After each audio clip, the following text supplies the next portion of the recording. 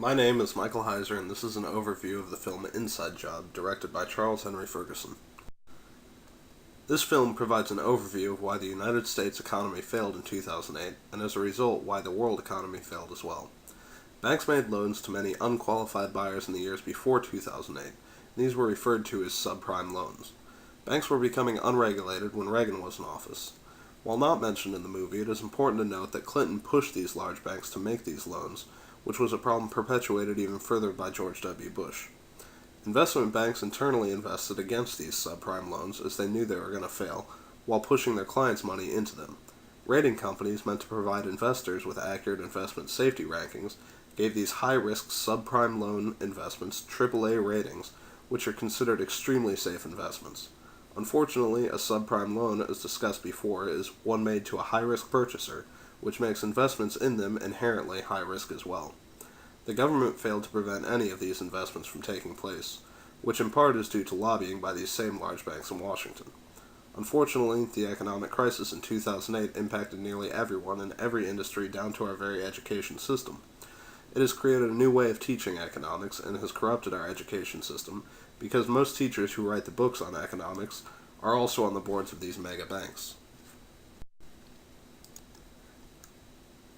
The events portrayed in this film take place on a worldwide scale. The United States, Europe, China, Japan, you name a country, and it was probably impacted by the economic crash in 2008. This phenomenon is certainly not new. Economies have natural ups and downs, which is why we have regulatory groups to minimize extremes in the economy. Unfortunately, when these groups don't regulate extremely risky behavior, the economy is bound to take a turn for the worst. This issue is ongoing. The same people who caused the economic collapse in 2008 are still running the banks and government. Several banks went out of business or were bought out in 2008, so the banks we have today are now even larger than the ones we had then. The primary stakeholders in this situation is basically everyone. If the U.S. economy collapses, the European economy will likely follow, which will destabilize both currencies. If this happens, there will be a ripple effect throughout the world, as the two main methods people use to trade with one another now have become very shaky. It is widely regarded that we're coming out of the financial crisis in 2008. However, I don't believe that's the case. David Stockman, an economic advisor to Ronald Reagan, also believes that unless something changes, we are headed for an even larger financial collapse than the one we witnessed in 2008.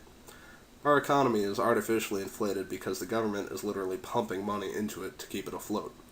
Paul Krugman, an economics professor at Princeton and a 2008 Nobel Prize winner in economics, disagrees with the belief that the economy will collapse, dismissing the research as cranky old man stuff.